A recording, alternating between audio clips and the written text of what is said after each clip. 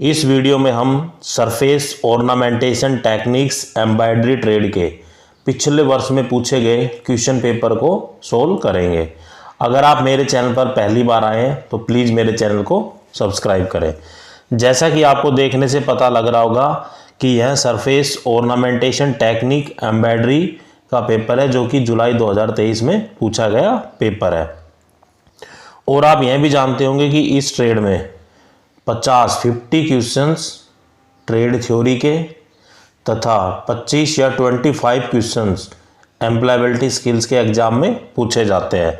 तो इस वीडियो में हम केवल ट्रेड थ्योरी के 50 क्वेश्चन या 50 क्वेश्चन ही डिस्कस करेंगे। बाकी एम्प्लॉयबिलिटी स्किल्स पर मैं वीडियो बना चुका हूं। आप मेरे चैनल पर जाके इन वीडियो को ज़रूर देखें, क्योंकि एग्ज़ाम में क्या है, आए हुए क्वेश्चन में से ही एग्जाम में क्वेश्चन पूछे जाते हैं। तो नंबर ऑफ क्वेश्चन क्या है, रिपीट होते हैं। तो वीडियो को भी जरूर ध्यान से देखें। First question is what is the measurement of place the design on the frock using the centre setting. केंद्र सेटिंग का उपयोग करके फ्रॉक पर डिजाइन को मापने का स्थान क्या है। तो केंद्र सेटिंग का उपयोग करके फ्रॉक पर डिजाइन के मापने का जो स्थान होता है वो होता है 1 से 3। तो correct answer is option D. Next question is identify the fancy net. एक फैंसी नेट को पहचाने। एक चित्र दिया गया है, उसमें कोई कढ़ाई की हुई है। तो वो जो कढ़ाई की गई है, एम्ब्रॉयडरी की गई है, वो किस प्रकार की है, वो है सर्कुलर वीविंग। तो correct answer is option C. जैसा कि आपको देखने से ही पता लग रहा होगा कि ये जो जितनी भी वीविंग की हुई है वो क्या है, सर्कल की फॉर्म में है, जैसा कि आप चित्र में देख पा रहे हैं। Next question is which type of cloth is use for kantha embroidery. Kantha कढ़ाई के लिए किस प्रकार के कपड़े का उपयोग किया जाता है। तो कांथा कढ़ाई के लिए ओल्ड कपड़े या पुराने कपड़ों का उपयोग किया जाता है। तो correct answer is option B. Next question is which board is use to press pile and nap fabric. Pile और नैप कपड़े का प्रेस करने के लिए किस बोर्ड का उपयोग किया जाता है। जो पाइल और नेप कपड़ों को प्रेस करने के लिए हम निडल या सुई के बोर्ड का उपयोग करते हैं। तो correct answer is option D. यहाँ जो बोर्ड का नाम है वो क्या है, निडल। तो निडल का हम उपयोग करते हैं। Next question is what is the main stitches use for Assisi work. Assisi काम के लिए मुख्य सिलाई का उपयोग क्या है। तो जो असीसी वर्क होता है वो स्टिचिंग के काम में आता है। और स्टिचिंग में भी किस तरह की स्टिचिंग, क्रॉस स्टिचिंग की काम में आता है या क्रॉस सिलाई के काम में आता है। तो correct answer is option B. Assisi क्या है, वर्क है, kind of hand embroidery that is originated from the Italy. Assisi एक हाथ द्वारा की गई कढ़ाई है, या इसकी जो उत्पत्ति हुई है, मतलब जो पहली बार ये जो कढ़ाई हाथ द्वारा करी गई थी ये इटली में करी गई थी। जो असीजी है, असीजी क्या है कि इटली का ये टाउन का नाम है, इसलिए इसका जो नाम पड़ गया वो क्या हो गया, असीजी वर्क। तो Assisi is the name of town in Italy. यह एक स्थान का नाम है इटली के अंदर, तो इसलिए इसका नाम जो असीजी वर्क पड़ गया। और ये क्या एक हैंड या हाथ द्वारा की हुई कढ़ाई है। तो correct answer is option B, cross stitching. Next, how the layer of parallel stitch are made in the weaving fancy net. बुनाई की फैंसी नेट के समानांतर सिलाई की परतें कैसे बनाई जाती है। तो जो बुनाई की जो फैंसी नेट की जो समानांतर सिलाई की जो परतें बनाई जाती है वो वर्टिकली या लंबवत बनाई जाती है। वो ऐसे बनाई जाती है, वर्टिकली या लंबवत। तो correct answer is option A. Next question is which type of stitch have an equal length and equal distance. किस प्रकार की सिलाई में एक समान लंबाई और समान दूरी होती है। तो जो इवन बास्टिंग होती है, इवन बस्टिंग, उसमें क्या है, इक्वल लेंथ और इक्वल डिस्टेंस होती है, एक समान लंबाई और एक समान दूरी होती है। जो इवन बस्टिंग होती है वो क्या होती है कि when the length of stitch and the space between the stitch is same showing equal amount of thread on upper and lower side. मैं आपको समझाता हूँ। जैसे हमने कोई स्टिचिंग की, तो स्टिचिंग की जो लेंथ है, मैं एग्जांपल लेके आपको बता रहा हूँ, तो ये हमारे क्या है, स्टिचेज है। तो इन आपको थोड़ा अंतर नज़र आ रहा होगा। वैसे आप मान सकते हैं एग्जांपल की जो तीनों लाइनें मैंने ड्रॉ की है उनकी जो लेंथ है वो इक्वल है। और नंबरिंग कर देता हूँ मैं। जो पहली और दूसरी लाइन के जो बीच में जो स्पेस है और जो दूसरी और तीसरी लाइन के बीच में जो स्पेस है वो भी क्या है, इक्वल है। तो मतलब पहली, दूसरी और तीसरी जो स्टिचेज है, जो उनका जो लेंथ है वो इक्वल है, या जो लंबाई है वो इक्वल है। और दोनों के बीच जो स्टिचेज 1 और स्टिचेज 2 के बीच की दूरी और स्टिचेज 2 और स्टिचेज 3 के जो बीच की दूरी है वो भी क्या है, इक्वल है। तो एक समान लंबाई और एक समान दूरी हो तो वो कौन सी कहलाती है, इवन बास्टिंग। इसी तरीके से दूसरी भी होती है, वो होती है अनइवन बस्टिंग। तो अनइवन में क्या होता है कि जो स्टिचिंग है कभी बड़ी कर दी, कभी छोटी कर दी, कभी बड़ी ऐसे कर दी। तो ये देखो, ये जो साइज है ये बड़ा है, ये बिल्कुल ही बड़ा है, ये बिल्कुल ही छोटा है। तो स्टिचेस का जो साइज है वो क्या है, वेरी कर रहा है। अगर दो स्टिचेस के बीच की डिस्टेंस देखता हूँ तो यहाँ डिस्टेंस या दूरी इतनी है और यहाँ क्या है, दूरी इतनी है। तो क्या है, अनइक्वल लेंथ है और अनइक्वल डिस्टेंस है, मतलब असमान लंबाई है और असमान दूरी है। तो इसको हम बोलते हैं अनइवन बस्टिंग। ये भी आपसे एग्जाम में पूछ सकता है। तो यहाँ हमसे पूछा गया है इक्वल लेंथ और इक्वल डिस्टेंस, एक समान लंबाई और एक समान दूरी, तो वो होती है हमारी इवन बस्टिंग में या समान बस्टिंग में। Next question is which neck line give a lengthening look to slim shoulders. कौन सी गर्दन की रेखा पतले कंधों को लंबा लुक देती है। जो स्क्वायर नेक होती है, चौकोर गर्दन की जो रेखा है वो लंबे कंधों को लंबा लुक देती है। तो correct answer is option D. Next question is which Kasuti use for cross stitching. Cross सिलाई के लिए किस कसूती का उपयोग किया जाता है। तो जो जो क्रॉसिंग, जैसे आप सिलाई ऐसे करते हो, जो क्रॉस स्टिचिंग होती है उसकी जो सिलाई के लिए जो कसूती का उपयोग किया जाता है वो होती है मेहंदी। यहाँ कसूती क्या है, एक ट्रेडिशनल फॉर्म ऑफ एम्ब्रॉयडरी है जो कि कर्नाटका में यूज की जाती है। मतलब जो एक कढ़ाई है इसका ज़्यादातर उपयोग कहाँ किया जाता है, कर्नाटका में किया जाता है। तो उस एम्ब्रॉयडरी को हम क्या बोलते हैं, कसूती बोलते हैं। Next question is which stitches is unequal length in aari work. आरी काम के लिए कौन सी सिलाई असमान लंबाई की है। तो मैं आपको पहले ही बता चुका हूं, जो अनइवन बस्टिंग होती है, अनइवन बस्टिंग में क्या होते हैं, जो स्टिचेज है कभी छोटा हो जाए कभी बड़ा हो जाए, कभी बड़ा कभी छोटा, और जो दोनों के बीच की जो डिस्टेंस है वो भी क्या हो, अनइक्वल हो या बराबर ना हो। तो उसको हम बोलते हैं अनइवन बस्टिंग। तो वो क्या है, लंबी भी है छोटी भी है। तो जो हमारा सही आंसर होगा वो होगा option A, long and short, लंबा और छोटा।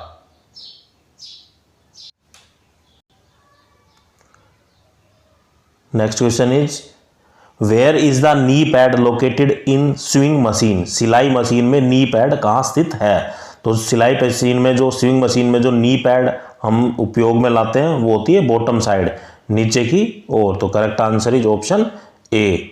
Next question is identify the stitches name given in the figure. आकृति में दिए गई सिलाई का नाम पहचानिए। जो सिलाई का जो नाम दिया गया है वो किस तरह की सिलाई है। जैसा कि आप देख पा रहे हैं कि ये क्या है, स्टिचिंग बनी हुई है, नंबर ऑफ स्टिचिंग डायग्राम में दिखाई, और देखने में क्या है, साइज को इक्वल लग रहा है। तो यहाँ जो करेक्ट आंसर होगा वो होगा रनिंग। तो रनिंग स्टिचेस की जो लेंथ, मतलब जो स्टिचेस की जो लेंथ होती है वो क्या होती है, जैसे यहाँ आपको देखने से पता लग रहा है डायग्राम में, जो स्टिचेस की जो लेंथ है वो क्या है, छोटी है। तो जो रनिंग स्टिचेस लेंथ स्मॉलर हो तो उसको हम बोलते हैं रनिंग। अगर स्टिचेस की लेंथ ज़्यादा बड़ी हो, फॉर एग्जांपल ऐसी हो जाए, तो उसको हम बोलते हैं बस्टिंग स्टिचेस। दोबारा बता देता हूँ, जब भी स्टिचेस की लेंथ बड़ी हो या लॉन्ग हो तो उसको बोलते हैं बस्टिंग स्टिचेस। अब जब भी स्टिचेस की लेंथ छोटी हो, जैसे डायग्राम में दिया गया है, स्टिचेस की जो लेंथ है वो क्या है, छोटी है, तो उसको हम बोलते हैं रनिंग स्टिचेस। अगर इनके साइज की बात करता हूं मैं, जो बड़े साइज का होता है बस्टिंग स्टिचेस, उसका जो साइज, जो स्टिचेस का जो साइज होता है वो होता है 1 सेंटीमीटर से लेकर 1.5 सेंटीमीटर तक होता है। अगर रनिंग स्टिचेस की जो लेंथ की बात करता हूं तो वो क्या होती है, 3 mm से 4 mm तक होती है। ठीक है, तो ये छोटा है, mm क्या होता है, छोटा, ये है सेंटीमीटर में। तो इनको आप देख लेना, वैसे कभी 3 और 4 समझ जाओ कि ये 1 और 1.5 से बड़ा है। दोबारा बता देता हूँ, जब स्टिचेस की लेंथ छोटी हो तो उसको हम बोलते हैं रनिंग स्टिचेस। जब स्टिचेस की लेंथ बड़ी हो तो उसको बोलते हैं बस्टिंग स्टिचेस। बस्टिंग स्टिचेस की जो लेंथ होती है वो होती है 1 सेंटीमीटर से 1.5 सेंटीमीटर। जो रनिंग स्टिचेस की जो लेंथ होती है वो कितनी होती है, 3 mm से 4 mm तक। Next question is, what is called the आरी वर्क। आरी वर्क को और क्या कहते हैं, तो मागमंग जो वर्क होता है उसी को ही हम आरी वर्क भी बोलते हैं। तो यहाँ जो करेक्ट आंसर है वो है ऑप्शन सी। आरी जो या मैगमम वर्क है वो क्या होता है कि एक ट्रेडिशनल फॉर्म ऑफ एम्ब्रॉयडरी है, मतलब एक तरीके की जो कढ़ाई है, पुराने ज़माने की जो कढ़ाई है, ज़्यादातर कहाँ यूज की जाती है, ये जो मैगमम वर्क है ये आंध्र प्रदेश और तेलंगाना में इस तरह की जो कढ़ाई है वो ज़्यादा की जाती है। तो यहाँ जो करेक्ट आंसर है वो है मागमम। Next question is, which type of fabric is suitable for shadow work. Shadow कार्य के लिए किस प्रकार का कपड़ा उपयुक्त है। जो शैडो कार्य के लिए हम जो कपड़ा यूज करते हैं वो करते हैं सीर। तो correct answer is option B. Sheer क्या होता है कि एक सेमी ट्रांसपोर्ट थिन क्लॉथ होता है। वैसे ऐसा कपड़ा सेमी ट्रांसपोर्ट जिसके मान लो नीचे हमने कुछ पहना हुआ है, ऊपर से हमने शर्ट डाल ली, तो जो नीचे का कपड़ा है वो हल्का हल्का दिखाई दे, तो उसको बोलते हैं सेमी ट्रांसपेरेंट। और थिन क्लॉथ, ऊपर क्या है हमने पतला कपड़ा पहन लिया, तो उस कपड़े को हम बोलते हैं सीर क्लॉथ। तो यह correct answer is option B. Next question is, which shape is of design is use for Assisi work. Assisi कार्य के लिए किस प्रकार की डिजाइन का उपयोग किया जाता है। तो असीजी कार्यों के लिए हम ज्योमेट्रिकल या ज्योमेट्री शेप का हम उपयोग करते हैं। वो कोई भी शेप हो सकती है, जैसे ट्रायंगल हो, square, rectangle, hexagon, rhombus, cylinder की शेप हो, कोन की शेप में हो, तो कुछ भी शेप हो सकती है। ज्योमेट्रिकल शेप बहुत सारी होती है, आप कुछ मैंने आपको एग्जांपल दे दिए। तो यहाँ करेक्ट आंसर है जियोमेट्रिकल, ज्यामितीय। Next question is, which give physical and psychological effect to the eye. जो आंखों को शारीरिक और मनोवैज्ञानिक प्रभाव देता है। तो कलर क्या है, आंखों को शारीरिक और मनोवैज्ञानिक प्रभाव देता है। तो correct answer is option D, रंग। Identify the design name given in the picture. चित्र में दिए गए डिजाइन के नाम को पहचाने। चित्र में एक डिजाइन दिया गया है तो उसका हम उपयोग कहाँ करते हैं, वो किस चीज़ का चित्र है, तो वो है बॉर्डर। जैसे कि आपने देखा होगा कि ज़्यादातर जो हस्त कारीगरी की जाती है वो ज़्यादातर बॉर्डरों पर ही की जाती है। बॉर्डर मतलब जो आउटर पार्ट होता है, जिस कपड़े पे भी हम कढ़ाई कर रहे हैं। फॉर एग्जांपल मान लो ये स्क्वायर साइज का कपड़ा है, तो बॉर्डरिंग कहाँ की जाती है, यहाँ। ये जो हिस्सा है इसको हम बोलते हैं border. Next question is, how many type of form of geometrical drawing. ज्यामितीय रेखा चित्र कितने प्रकार के होते हैं। तो ये कितने प्रकार के होते हैं, 5 फॉर्म इनकी होती है, जैसे square, rectangle, cone, cylinder, quadrilateral. Next question is, which stitches is formed in the आरी वर्क। आरी के कामों में क्या सिलाई बनती है। तो जो आरी के कामों में जो स्टिचेस हम यूज करते हैं वो किस तरह की स्टिचेस होती है, वो होती है चेन की फॉर्म में। जैसा कि आपको देखने से पता लग रहा हो कि जो स्टिचिंग करते हैं हम किस फॉर्म में करते हैं, एक चेन फॉर्म में। मान लो हमने यहाँ से स्टिचिंग शुरू की तो ऐसे ऐसे बढ़ते चलते लास्ट तक चले जाते, तो किस फॉर्म में करते हैं हम, एक चेन की फॉर्म में करते हैं। तो यहाँ correct answer is option B. Identify the embroidery given in the figure, आकृति में दी गई कढ़ाई को पहचाने। तो डायग्राम दिया हुआ है, चित्र दिया गया है, तो यह किस तरह की आकृति है, तो ये है मोटिफ। तो यहाँ करेक्ट आंसर इज ऑप्शन ए। तो मोटिफ एम्ब्रॉयडरी क्या होती है या मोटिफ कढ़ाई क्या होती है? बहुत ही सिंपल डिजाइन जिसमें कुछ ज़्यादा स्टिचेज वगैरह ना की हो, बहुत ही सिंपल डिजाइन हो, जिसको हम बोलते हैं सिंपल डिजाइन। उन डिजाइनों को ही हम क्या कहते हैं? Motif embroidery. Next question is what type of thread are use for evening wear? Evening wear के लिए किस प्रकार के धागे का उपयोग किया जाता है? सो ईथनिंग वियर के लिए हम मेटेलिक थ्रेड या धातु का धागे को हम उपयोग में लाते हैं। तो correct answer is option D. Next question is what is the name of stitch? Stitch का नाम क्या है? एक चित्र दिया गया है, उसमें यही पूछा गया है कि जो स्टिच का नाम है वो क्या है। तो चित्र में जो स्टिचेज है वो है पिकनेस स्टिच। तो पिकनेक स्टिच क्या होता है? इसमें क्या होता है कि कंसिस्ट ए ब्लैक लाइन, ब्लैक स्टिचेज होता है। मान लो ये ब्लैक कलर का स्टिचेज है, और क्या करते हैं कि जो दूसरा धागा लेते हैं या सेकंड थ्रेड से लूप की फॉर्म में इसी के ऊपर लपेट दे, तो उसको हम बोलते हैं पिकनेस स्टिच। दोबारा बता देता हूँ, पिकनेस स्टिच क्या होता है? It consist of A line black stitch with A second thread looping through it. तो एक ब्लैक कलर का स्टिच होता है, जैसे ये मैंने एक लाइन ली, एक ब्लैक कलर का एक स्टिच है, उसके ऊपर दूसरे थ्रेड से, वही थ्रेड यूज नहीं करना, दूसरे थ्रेड से लूप की फॉर्म में उसके ऊपर थ्रेडिंग कर देते हैं, तो उसको हम बोलते हैं Pekinese stitch. Next question is which stitch is use for satin applique? Satin apply के लिए किस सिलाई का उपयोग किया जाता है? तो साटन अप्लाई के लिए हम कोडिंग सिलाई का उपयोग करते हैं। तो correct answer is option B. Next question is what shows the mark X? जो मार्क एक्स है वो किसको दर्शाता है? तो जो एक्स है वो क्या है? जैसे कि आपको देखने से पता लग रहा होगा कि ये जो मशीन में यूज की जाती है सिटल है, तो सिटल के अंदर जो एक्स पार्ट है वो क्या है? वो एक टेंशन स्प्रिंग, उसके अंदर एक स्प्रिंग लगी होती है, उसको बोलते हैं टेंशन स्प्रिंग, ताकि वो धागे को जो या थ्रेड को क्या है टेंशन प्रोवाइड कर दे, ताकि वो धागा है ढीला ना रहे। Next question is which type of fabric is suitable for Swiss work? किस प्रकार का कपड़ा स्विस काम के लिए उपयुक्त है? जो काम्ब्रिक टाइप ऑफ फैब्रिक है वो सूटेबल है किसके लिए? स्विस वर्क के लिए। तो करेक्ट आंसर इज ऑप्शन ए। जो काम्ब्रिक कपड़ा होता है वो क्या होता है? लाइट इन वेट होता है एंड 100% कॉटन फैब्रिक। एक तो बहुत हल्का होता है, और जो कॉटन फैब्रिक की जो संख्या होती है या मात्रा होती है वो 100% होती है इस कपड़े में। Next question is which stitch is use for outline and filling the design in aari work? आरी के काम में डिजाइन को आउटलाइनिंग और फिलिंग के लिए किस सिलाई का उपयोग करते हैं?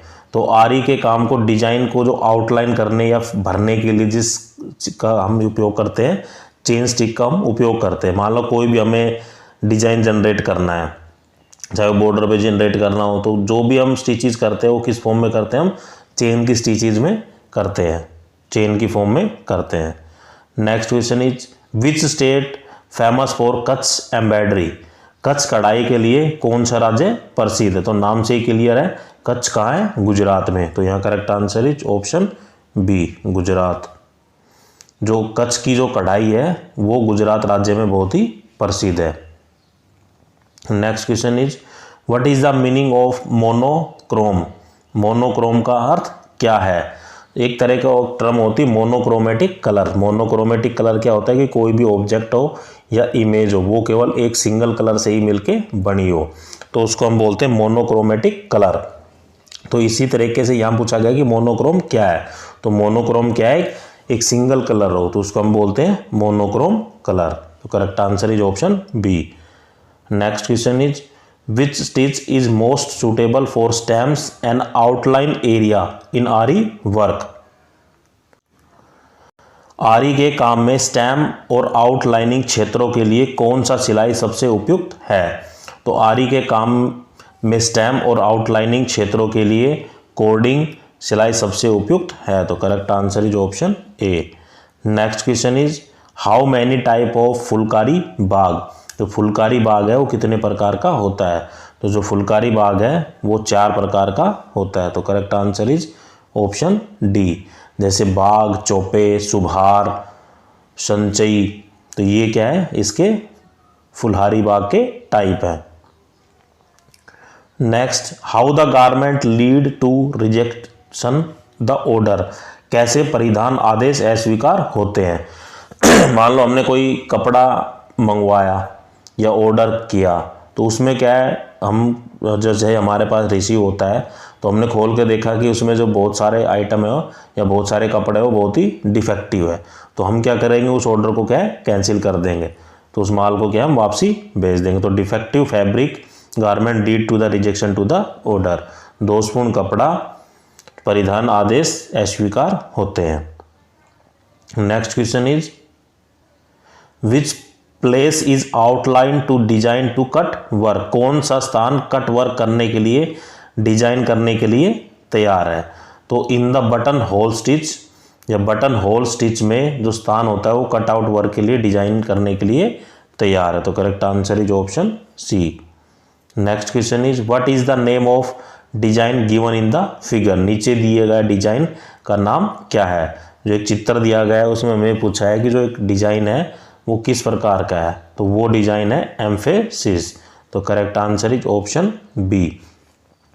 जितने भी एम्फेसिस डिजाइन होते हैं ये क्या होते हैं कि it is a part design that catches the view attention. मान लो हम कोई चीज़ देखने गए, हमें पहली नज़र में कोई चीज़ पसंद आ जाती है तो हमारा अटेंशन क्या है, उसी की तरफ आता है, जो भले ही वो हमें कोई और अच्छी चीज़ क्यों ना दिखा रहे। तो एक बार जो ध्यान चला गया है, कोई अटेंशन चला गया, तो उसी पे ही अटेंशन रहता है, तो उसी को हम बोलते हैं emphasis design. Next question is which material is use for L square? L square सामग्री के लिए, एल स्क्वायर के लिए किस सामग्री का उपयोग किया जाता है?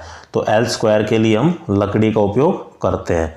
तो एल स्क्वायर होता क्या है कि L square is mainly use to check the squareness of the object. जो स्क्वायरनेस होती है किसी भी ऑब्जेक्ट की, उसको चेक करने के लिए हम एल स्क्वायर का उपयोग करते हैं, और एल स्क्वायर लकड़ी का बना होता है। Next question is which work done on the reverse of fabric? कपड़े के रिवर्स पर कौन से काम किए जाते हैं? तो जो कपड़े की जो रिवर्स साइड है उस पर क्या की जाती है, उस पर शैडो की जाती है। तो correct answer is option D. Next question is identify the stitch name. टाके का नाम को पहचाने। तो ये जो स्टिचेज है वो किस प्रकार का है, टाका किस प्रकार का है, वो क्या है, स्कालोप। तो correct answer is option C, scallop type का ही है स्टिचेज या है। Next question is which side is use for tracing the design for velvet applique? जो मखमल अप्लाइक के लिए डिजाइन का पता लगाने के लिए किस साइड का उपयोग किया जाता है? तो मखमल अप्लाइक के लिए डिजाइनिंग का पता लगाने के लिए हम गलत साइड या रोंग साइड का उपयोग करते हैं। तो correct answer is option D. Next question is what are the complementary colours? Complementary रंग क्या होते हैं? जो कॉम्प्लीमेंट्री जो कलर होते हैं वो होते हैं वायलेट एंड येलो। होते और भी, लेकिन जो ऑप्शन जो हमें शूट कर रहा है वो क्या है, वायलेट और येलो को इंडिकेट कर रहा है। तो जो कॉम्प्लीमेंट्री कलर क्या होता है कि एक pair of colour which when combine or mix cancel out each other and producing a color like black and white। इसमें क्या होता है कि दो कलर को आपस में मिलाया जाता है और वो दोनों कलर क्या करते हैं, या तो ब्लैक कलर को जनरेट करेंगे, ब्लैक कलर बनाएंगे, या फिर वाइट कलर को जनरेट करेंगे, वाइट कलर बनाएंगे। तो किसी भी दो कलर को, जैसे वायलेट और येलो को हम मिलाते हैं, तो क्या है कि मिलाने के बाद या तो ये ब्लैक बनेगा या वाइट बनेगा। तो इन कलरों को हम बोलते हैं complementary colours. Next identify the figure name. दिए गए चित्र को पहचानिए। जैसे स्टील है, स्टील जो हम यूज करते हैं किसमें, मशीनों में, तो उसमें जो हाथ से क्या खींच रहा है, ये धागे को खींच रहा है। तो यहाँ करेक्ट आंसर होगा threading the bobbin case. Bobbin case में धागा डालना, जो स्टिल लगी होती है मशीनों में उसी को हम बॉबिन बोलते हैं, और बॉबिन से जो क्या कर रहा है, धागे को डाल रहा है। तो correct answer is option C. Next question is which material is made of scissor handle. कौन सा सामग्री, जो कैंची का जो हैंडल होता है, कौन सी सामग्री का हम उपयोग करते हैं, किस सामग्री की बनी होती है। तो जो हैंडल बने होते हैं सीजर के, वो मेटल के बने होते हैं या किसी धातु के बने होते हैं। Correct answer is option C. Next question is which stitches give the machine effect. कौन सी सिलाई मशीन प्रभाव देती है। तो जो बैक स्टिच है वो मशीन प्रभाव देती है। तो correct answer is option C, back stitch. Next question is what is the name of the machine shown in the picture. एक चित्र में मशीन दिखाई गई है, वह किस तरह की मशीन है, वो है जिग जैग एम्ब्रॉयडरी मशीन। तो correct answer is option C, जो चित्र में दिखाई गई जो मशीन है वो जिग जैग एम्ब्रॉयडरी मशीन है। Next mention the category of satin type stitch. Satin type stitch में श्रेणी का उल्लेख कीजिए। तो किस साटन टाइप स्टिच में जो श्रेणी का होती है वो क्या होती है, क्लोज होती है। तो correct answer is option B. Next question is what type of shape consist a flat and 8 equal side. किस प्रकार के आकार में एक फ्लैट और बराबर 8 समान पक्ष या 8 समान भुजाएं होती है। तो उसको हम बोलते हैं अष्टकोण या ओक्टागन। जिस भी पॉलीगन की 8 साइड हो वो सारी बराबर हो उनको हम बोलते हैं, और फ्लैट हो तो उसको बोलते हैं हम अष्टकोण या octagon. Next question is which type of neck design use for ladies garment. महिलाओं के कपड़ों के लिए किस प्रकार का गर्दन डिजाइन का उपयोग किया जाता है। तो जो महिलाओं के कपड़ों में गर्दन पर जो डिजाइन किया जाता है उस पर किया जाता है स्यूरिंग। तो correct answer is option A, swirling. Next question is why fabric is puckering in the machine. कपड़े मशीन में क्यों सिकड़ रहे हैं। तो कपड़े मशीन में इसलिए सिकड़ रहे हैं क्योंकि जो बाथ टेंशन है टू लाइट है, जो बाथ टेंशन है वो बहुत ही हल्का है। तो correct answer is option C. Next question is which garment has cuff part. किस परिधान में कफ हिस्सा होता है। तो जो शर्ट परिधान का जो कफ है वो हिस्सा होता है। जो कफ जो हिस्सा है वो किसका है, शर्ट का एक पार्ट है या शर्ट का एक हिस्सा है। तो correct answer is option C. Next question is which iron can be done easily. कौन सा इस्त्री आसानी से किया जाता है। जो स्टीम और भाप द्वारा आयरिंग की जाती है वो आसानी से की जाती है। तो correct answer is option A. Next question is what is the name of thread. धागे का नाम क्या है। चित्र में धागा दिखाया गया है, उस धागे का क्या नाम है। वो है स्किन थ्रेड या लच्छा धागा, जो कि देखने से पता लग रहा है। Next question is what is called thin place or missing weft across the body of the fabric. Fabric के पूरे शरीर में पतली जगह या गुम वेफ्ट को क्या कहा जाता है। तो फैब्रिक के पूरे शरीर में पतली जगह या गुम वेफ्ट को हम बोलते हैं वेफ्ट क्रैक। तो correct answer is option D, weft crack. Weft crack क्या होता है कि दिस डिफेक्ट इज इंट्रोड्यूस या on the woven fabric when an open space is form across the piece due to the absence of woven या weft yarn. तो उसकी वजह से जो डिफेक्ट जनरेट होता है उसको हम बोलते हैं वेफ्ट क्रैक। इसका सिंपल मतलब ये है कि जैसे कि आप कढ़ाई कर रहे हैं, कि गिट्टी होती है, गिट्टी के ऊपर धागा लिपटा होता है। तो जैसे ही धागा ख़त्म होता है तो ख़त्म होने के बाद क्या है, उसकी जो टेंशन है वो ख़त्म हो जाती है। तो धागा एकदम सिकुड़ता हुआ जहाँ पे हम स्टिचिंग कर रहे हैं वहाँ आ जाता है। तो प्रॉपर स्टिचिंग नहीं हो पाती है। तो वो क्या है, वेफ्ट हो जाता है। तो उसी को हम बोलते हैं, इस तरह के जो डिफेक्ट जनरेट होते हैं वेफ्ट क्रैक, उसी को हम बोलते हैं। तो आपको मेरा वीडियो कैसा लगा कमेंट करके ज़रूर बताइए। जय हिंद।